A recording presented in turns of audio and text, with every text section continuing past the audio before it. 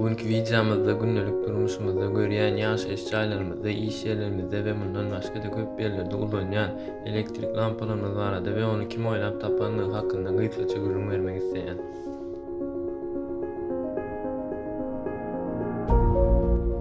Lampa elektrik togu bilen kontaktda ýagtyryp çykarýan we ýagtyryp çykarýan argon gazy bolan armut görnüşli aýna çüýşedir.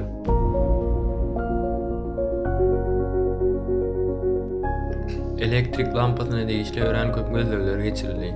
İlkinci lampany oýlap tapan Humphrey Day'dir. Şeýle de bolsa ol lampalaryň ömrü ören gysgady.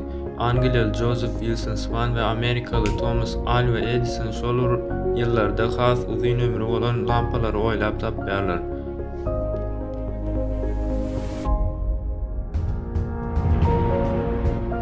Thomas Edison 1879-njy ýylda Menlo parkynda bu oýlap tapan lampalarynyň nähili işleýändigini görkezýär.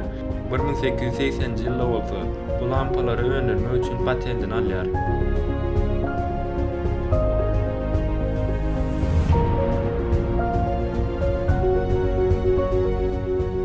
Häzirki wagtda öýlerde we kärhanalarda giňden ullanýan lampalaryň görnüşleri akkor lampasy, fluoresan lampasy we diod LED lampalarydyr.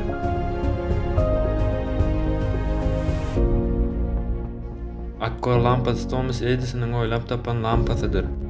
Lampanyň içinde iki ince dire bolup saklanýan wolfram metaldan ýasalan gaty inçe dizayn filament sym bar.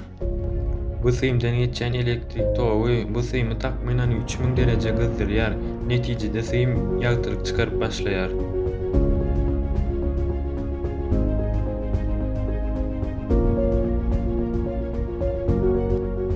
Energia neticeliginiň pesligi, atmosfera göýberilen kömürturşy gazynyň mukdarynyň köpelýändigi we global ýyllygy tizlendirýändigi sebäpli 2012-nji ýylyň 1-nji sentýabryna Ýewropa ýurtlary akkor lampalaryny ullanmak we öňürmek gadagan edildi. Bu gadaganlyk bilen 40 milliard kilowat-saat energiýa tyşytlamak we kömürturşy gazynyň çykarylyşyny ýylda 15 million tonna azaltmak maksat edilýär.